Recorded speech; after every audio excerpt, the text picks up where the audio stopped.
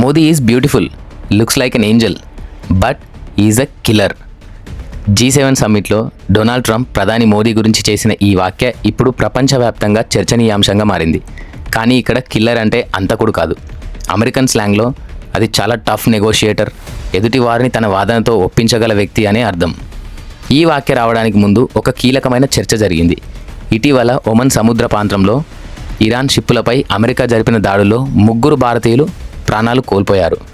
దీంతో ఇండియన్స్తో పాటు ప్రపంచ దేశాలు కూడా G7 వేదికపై ఇండియా ఎలాంటి వైఖరి తీసుకుంటుందో అని ఆసక్తిగా గమనించాయి. అయితే మోడీ అక్కడ మాట్లాడుతూ దేశాల మధ్య సంబంధాలు నమ్మకం మీద నిర్మించబడాలి, సముద్రంలో పనిచేసే వారి భద్రత అత్యంత ముఖ్యమైంది అని స్పష్టం చేశారు. ఎక్కడ ఆవేశం లేదు, ఎక్కడ ఎవరిపైనా నేరుగా విమర్శలు లేవు. కానీ భారతీయుల భద్రత విషయంలో భారత్ ఎంత సీరియస్గా ఉందో ప్రపంచానికి అర్థమయ్యేలా చెప్పారు.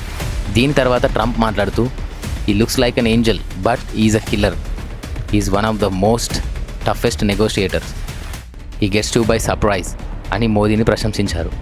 ప్రపంచ దేశాలతో స్నేహపూర్వకంగా సంబంధాలు కావాలి, కానీ భారతీయుల ప్రాణాలకు విషయానికి వస్తే మాత్రం భారత్ రాజీ పడదనే సందేశం ఈ సమావేశం ద్వారా వెళ్ళిందని చాలామంది విశ్లేషకులు భావిస్తున్నారు. మరి దీనిపై మీ అభిప్రాయం ఏంటి? ట్రంప్ చేసిన కామెంట్ మోడీకి పెద్ద ప్రశంసేనా లేక వేరే అర్థం ఉందా? కామెంట్లో తెలియజేయండి.